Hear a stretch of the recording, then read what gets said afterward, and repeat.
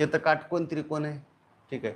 इथं दोन बाजू सारख्या आहेत, समद्विभुज म्हणायचं, समद्विभुज, समान दोन बाजू, समद्विभुज. इथं एक ह्या रेषेवर एक माणूस आहे, ह्या रेषेवर दोन माणसं आहेत, ह्या रेषेवर तीन माणसं, सगळे वेगवेगळे येतं. मग ह्या रेषेवर एक माणूस आहे, ह्या रेषेवर दोन माणसं, ह्या रेषेवर तीन माणसे, सगळे वेगवेगळे आहेत म्हणून याला म्हणायचं विषमभुज त्रिकोण. मग हे ह्याच्यावर दोन आहेत, ह्याच्यावर दोन आहेत आणि ही एक वेगळी, दोन सेम आहेत, ह्याला म्हणायचं काय म्हणायचं, समद्विभुज, समद्विभुज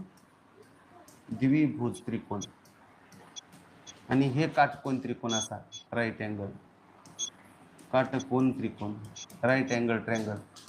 आणि हा समभुज, सगळ्या सेम बाजू येतात, सगळ्या समान तीन बाजू येतात म्हणून समभुज त्रिकोण. हे समद्विभुज त्रिकोण, समान दोन बाजू येतात आणि हा सगळ्या वेगवेगळ्या आहेत म्हणून याला म्हणायचं विषमभुज त्रिकोण. काय म्हणायचं, विषमभुज त्रिकोण.